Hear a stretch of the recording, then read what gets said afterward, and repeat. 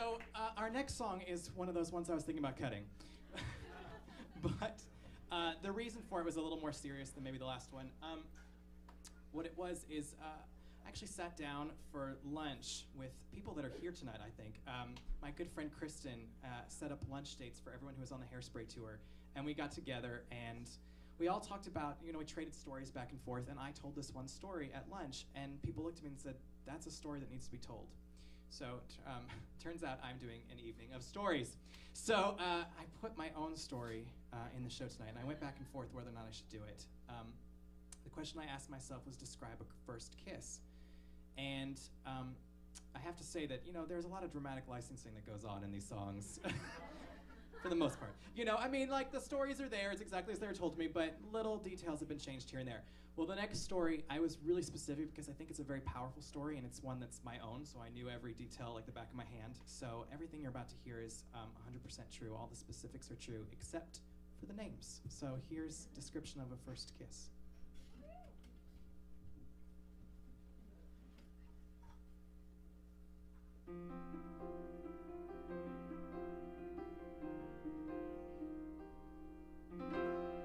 I met Dave my senior year of college. I liked him because he was pure. He'd never kissed a boy before. We were safe together and immature. After a week of dating and not even a kiss, I concocted the perfect date.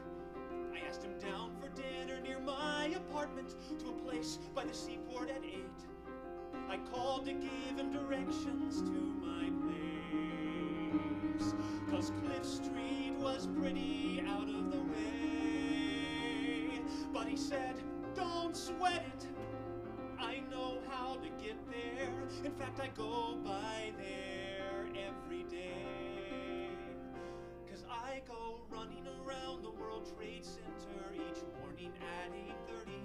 I go running to avoid feeling stressed. So I know the neighborhood well and will be there tomorrow at 8. And knowing you live near there will make my run tomorrow the best. We had a cheap Thai dinner, which was fine, we can assume. I think that both of us were thinking of kissing in my room. I made up something in my room he had to see. As soon as we got through the door, he pressed his lips on me. We made out half the night with our clothes still on. I said, you better take a cab if you're getting uptown before dawn. He joked and said, I might be pressing your buzzer soon without warning, 'cause you know I'll be going by here later on this morning. 'Cause I go running around the World Trade Center each morning at 8:30. And tomorrow I will only think of you. Thank you for the Thai dinner and for being my first kiss. It's silly, I know, but I'm glad it was with you. We said goodnight, and when I went to bed, I didn't sleep a wink. All I could do was lie awake, trying hard not to think. I decided to get up at 7 and go early to work, 'cause I knew if I dwelled on this boy, I would go berserk. So I hopped on the train at Fulton Street and dragged my happy ass uptown. My boss was excited to see me at my desk. But then the sirens came and the day completely changed. They told us that we would be safe inside. But I didn't stay. I ran into the parade of people covered in soot, all hoping that their cell phones hadn't died. I walked uptown to avoid Times Square, my legs shaking with fear.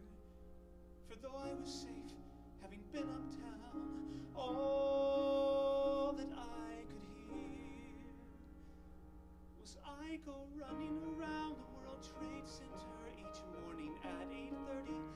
The boy I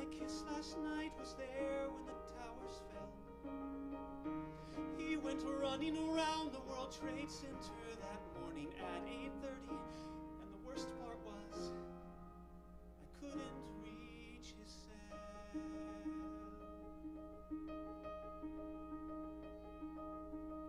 I was told my neighborhood was blocked off, so I spent the night in Union Square. Though I wouldn't see my apartment again for several weeks, I was grateful that I hadn't been there. Then past the people signing brown paper with markers, I saw David near a group of volunteers. I screamed his name and I ran to him, and he told me through his tears.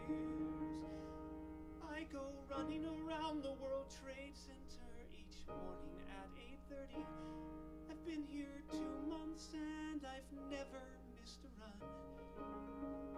But I had my first kiss last night, so I said fuck running this morning. My whole life changed.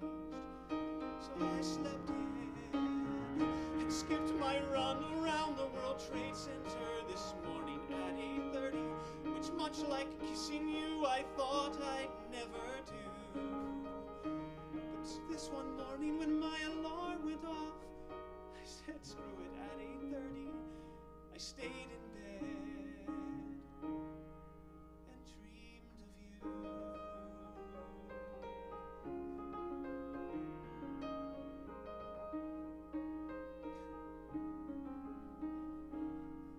Looking back, I would have been there if it wasn't for kissing David, and he would have been there too if it wasn't for me. But that night in Union Square, surrounded by candles and camera crews, all you could see were two